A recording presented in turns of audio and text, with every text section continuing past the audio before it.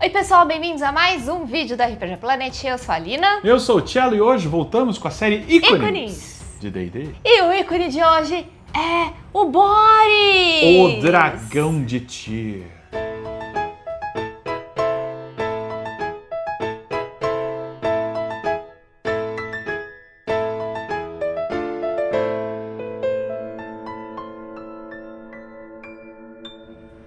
Muito bem, Lina, então vamos retomar essa série tão querida com um monstro que é considerado por muitos a criatura mais poderosa de D&D, quem sabe? Não sei. Ele é o símbolo de Dark Sun, Cello. Sim, o cenário de campanha de Dark Sun, que foi lançado ali em 91. Pra a D&D segunda edição, certo? Engraçado que tem umas teorias de fã de Stranger Things que diz que o inimigo, digamos, da última temporada vai ser o Boris, que a gente tá falando aqui. Será, gente? Eu acho muito errado essa teoria, porque... Por quê? Porque Stranger Things é anos 80, o Boris só foi lançar em 91, entendeu? Não, mas aí é que a galerinha já tá adolescente, entendeu? Já entrou nos anos 90. Ah, será que eles vão dar um salto temporal pros eu anos acho 90? que sim, cara. Eu acho que não, acho que a Lina está vai que, né? Mas tem várias teorias circulando aí, que depois de Vecna, o próximo inimigo é Boris, mas eu acho que é furada, tá? Mas antes da gente falar efetivamente do Boris, Cello, a gente precisa contar um pouquinho pra vocês sobre Dark Sun, ou sobre o mundo de Atas, né? Que é o mundo de Dark Sun, porque a história do Boris está intimamente ligada com Atas. Atas é um planeta desértico, pós-apocalíptico, com infinitos horrores e perigos, né? Em que o mundo foi fragmentado em pequenas cidades-estado, governadas por tiranos, reis, feiticeiros. Mas fora das muralhas das cidades a coisa não melhora muito não, porque o mundo está recheado de monstros, animais e até plantas que possuem poderes psionicos. Então, você é uma presa fácil no deserto, no mundo de Atas, em Dark Sun. Exatamente. Isso porque a magia profana, que a gente já vai explicar daqui a pouquinho pra vocês, né, acabou destruindo o mundo que um dia foi um mundo lindo, maravilhoso, verde, cheio de natureza e água e tudo mais. O mundo de Atas era muito similar a qualquer outro mundo de fantasia medieval que você já está acostumado, como Forgotten Realms, Mystara. Tínhamos ali os humanos, os elfos, anões, halflings, trolls, gigantes, todo mundo vivendo ali, cada um em seu ambiente, né? Sim. E o mundo tava nesse esquema padrão aí de RPG de mesa. Mas surgiu o chamado primeiro feiticeiro. Rajat foi o primeiro feiticeiro e no começo ele era bondoso, ele começou a manipular a magia, ele descobriu ali a magia arcana e a magia arcana ela tinha duas formas de você soltar. Sim. A magia profana, que você conseguia ter mais poder com ela, era mais fácil de usar, só que quando você usava ela acabava destruindo a natureza que estava em volta. Ou a magia preservadora, né? A magia preservadora era mais difícil de aprender, era mais sutil seus efeitos, mas ela deixava tudo certinho, né? Não destruía a vegetação em volta do conjurador de um feitiço, né? Exato. E ele começou a ensinar magia para as pessoas e filosofia e tudo mais. E ele tinha no começo lá toda uma boa intenção, né? De usar isso para você preservar a natureza planeta, e tudo. E nas pesquisas dele sobre preservação do planeta, ele descobriu um passado antigo e glorioso, um passado em que o mundo era não verde, mas azul.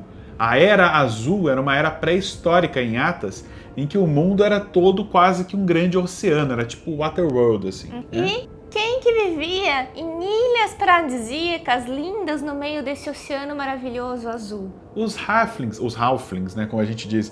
Os Halflings eram a única, digamos, espécie senciente no mundo durante a Era Azul. Né, era só Halflings e os animais era tipo um paraíso perdido, né? Exatamente. Só que o Rajat, gente, o que aconteceu? Ele começou a se aprofundar muito nesses estudos, ele começou a dar uma pirada, ele começou a achar que o planeta do jeito que era não era o jeito certo. Tinha que voltar para a Era Azul. Tinha que voltar a ser esse planeta azul maravilhoso, com um oceano maravilhoso, com essas ilhas paradisíacas. Ele se radicalizou fortemente. Exato. E começou a perseguir o sonho de trazer o mundo de volta à Era Azul. Mas para isso ele entendeu em sua mente já distorcida que ele precisava exterminar todas as raças impuras, como ele cunhou, né, que seriam todas as espécies que não fossem os Halflings que estavam lá desde o começo, né? Ele mesmo não era um Halfling, então no plano dele ele teria que se matar, se exterminar, porque, né, no final de tudo. Mas ele então começou a juntar seguidores fervorosos, né, nessa causa maluca aí. Exatamente, porque ele sabia que sozinho, Não ia dar conta. só com a magia profana ali, ele conseguiria fazer muita coisa, mas não em tempo hábil para ele ver a obra dele ali toda pronta, né? E aí ele foi atrás de 15 grandes guerreiros, né, para serem os grandes soldados, generais dele nessa batalha. E além de serem grandes guerreiros, esses 15 campeões eram também excelentes psionicos, ou psionicistas, né? Que eram pessoas com poderes da mente, tipo o Xavier do X-Men, assim, tá ligado? Então, esses 15 caras tinham um talento absurdo e cada um deles, eram 15 humanos, né? Importante citar. Cada um deles ficou responsável por liderar um exército com a missão de exterminar uma espécie inteira. E o Boris, nosso personagem de hoje, era um dos generais. Ele era o mais poderoso deles e a ele foi incumbida a missão de exterminar os anões. E por isso ele recebeu o título profano de o açougueiro de anões. Então, nossa cabuloso que ele é. Bom, e aí com esses 15 generais começou a guerra do que ficou conhecida como a Guerra da Purificação. E foi uma destruição terrível em Athas, gente. Sim. Começou a mudar toda a aparência daquele planeta verde para um planeta desértico, horroroso, sem plantas, sem vida, sem natureza, sem animais, sem nada. Isso porque, para exterminar as outras espécies rapidamente, o Rajat começou a usar e ensinar também magia profana para os seus generais e para as outras tropas.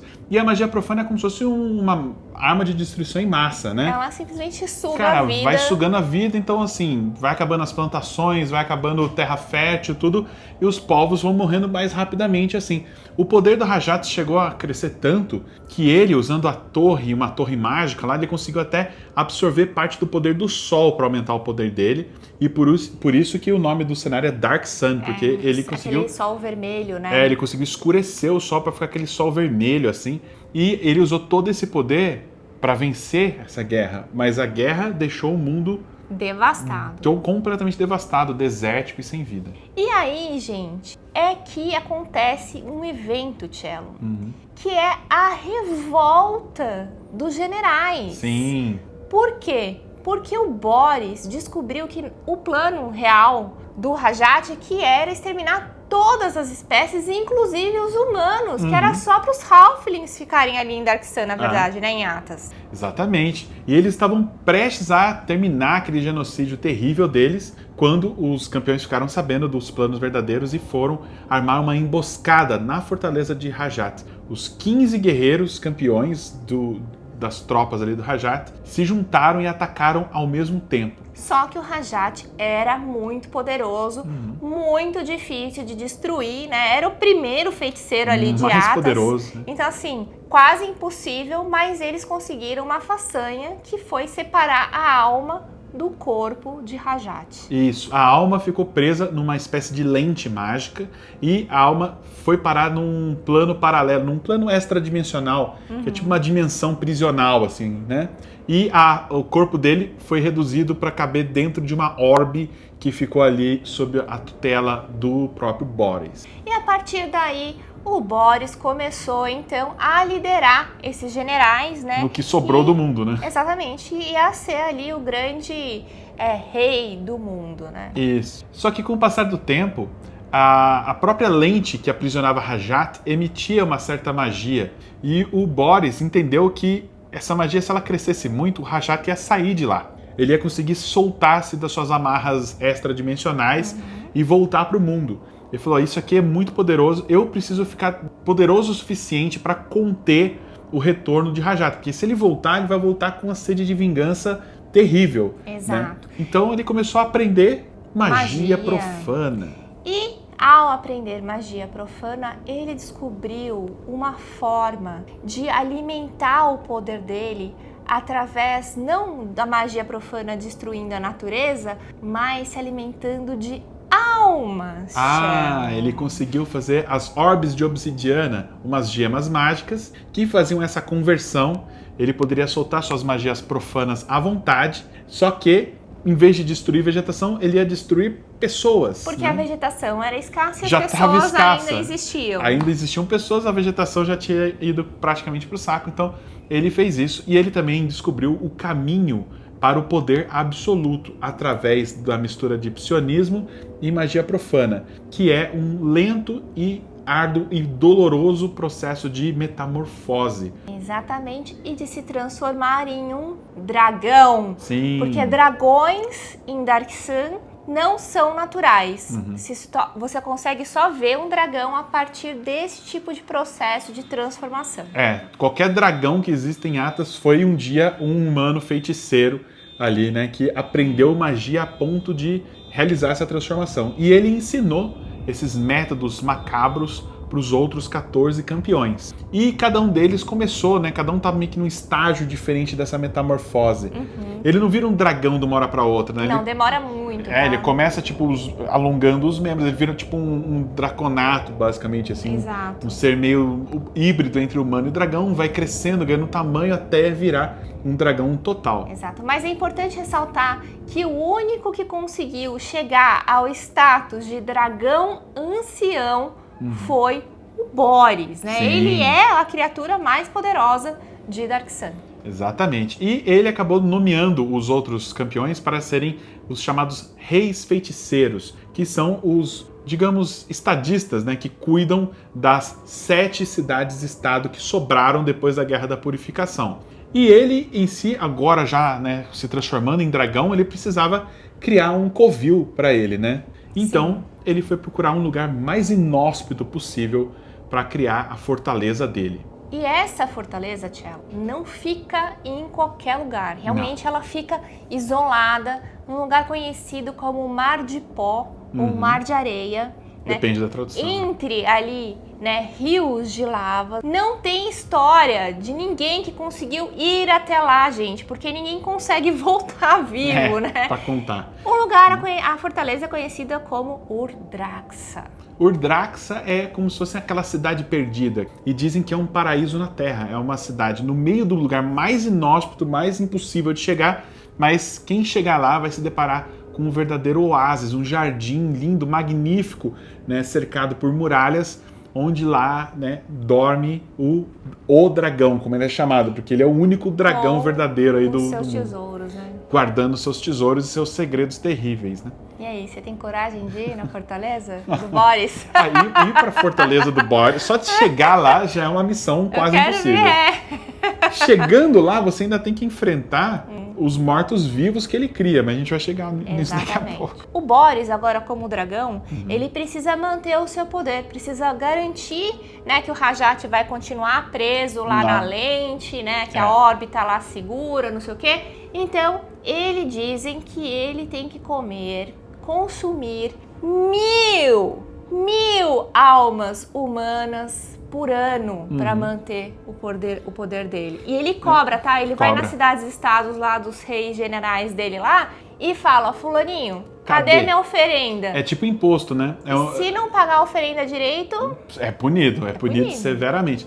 Então ele voa, né, durante o ano de cidade-estado em cidade-estado, coletando esse imposto, que na verdade são sacrifícios humanos pro dragão. Então, quando o dragão chega numa cidade-estado, já cria um clima de tensão imediato, né? As cidades-estado, porém, são escravagistas, né, terríveis. Então eles têm uma fonte gigante de almas para dar de oferenda. Mas já aconteceu algumas vezes de um rei feiticeiro faltar, né, na quantidade de almas ali para sacrificar para o dragão, e aí ele acaba escolhendo os próprios familiares ou pessoas muito próximas ao rei feiticeiro para servir como sacrifício, como punição. Nossa, terrível. Sinistro. Bom, Cello, então agora que a gente contou, né, a história dele, o status, como é que tá, né, o mundo de Atas, como é que tá o Boris, né, principal. que é a criatura mais poderosa, vamos falar então dos poderes dele, né, um pouquinho das características dele. A primeira coisa, ele é o dragão mais poderoso. Ele é o dragão. Ele é tipo, os outros estão em estágios ainda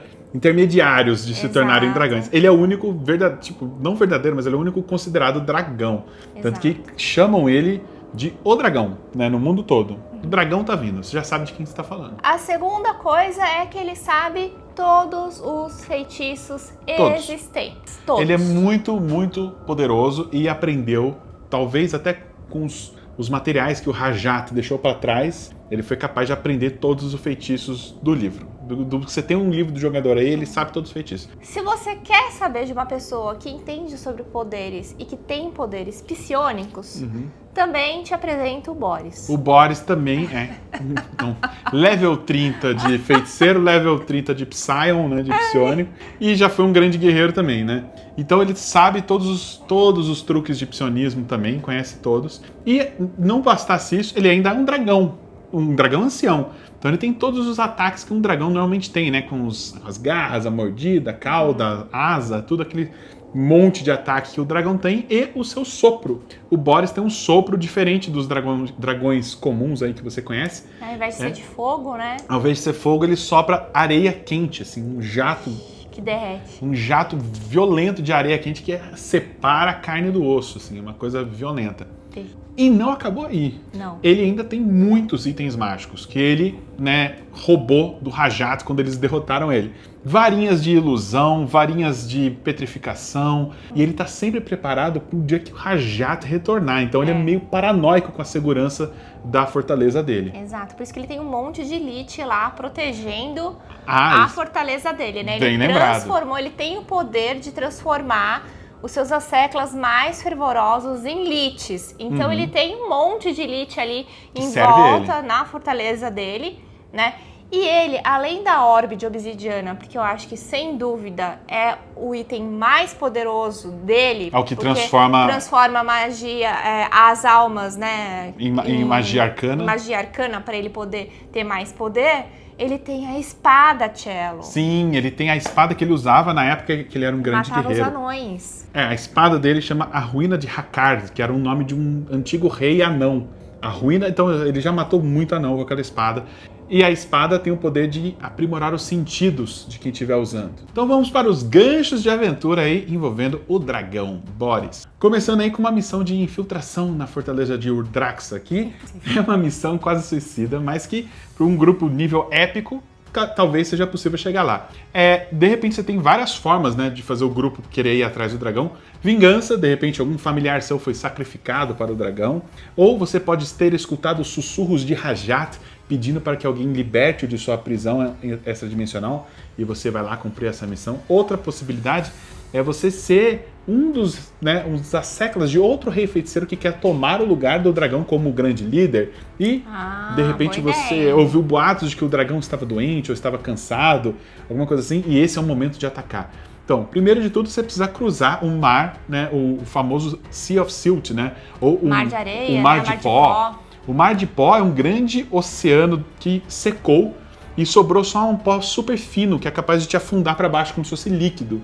E então, para você poder andar por ali, você tem que achar os lugares onde esse mar é um pouco menos profundo. Então, só um ranger, alguém muito sábio que conheça os caminhos, pode liderar o grupo até lá. Fora que o caminho é cheio de monstros que se enterram na areia, que te atacam, pterodátilos voando, aquelas coisas legais que a gente está acostumado, né?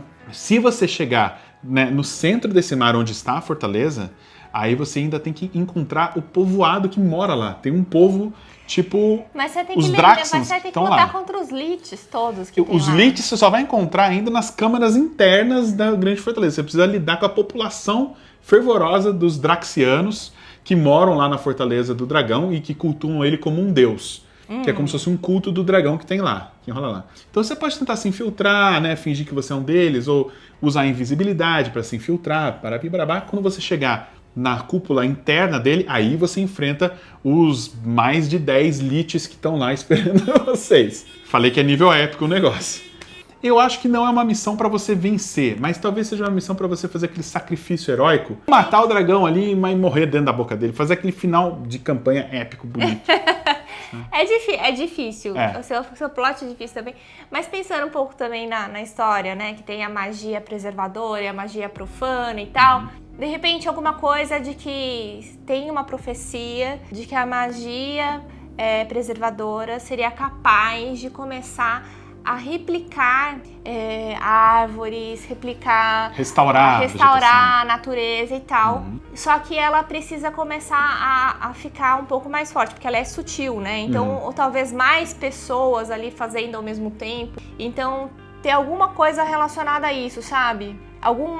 Ser criada uma fortaleza, ou ser criado um local de segurança. Se eu não me engano, tem inclusive uma sociedade secreta que é justamente isso. Eu esqueci o nome agora, mas no nosso vídeo de Dark Sun a gente pode entrar em mais detalhes. Que eles querem justamente transformar o mundo de volta num planeta verde e pode ser um plot de aventura, né? Que vocês estão buscando pessoas que sejam talentosas o suficiente para aprender a magia preservadora e ir atrás dessas pessoas e levar elas até esse esconderijo. É bem legal, porque é difícil você conseguir caminhar por Dark Sun sem ser atacado por criaturas terríveis do deserto, né? A gente pode ser uma boa.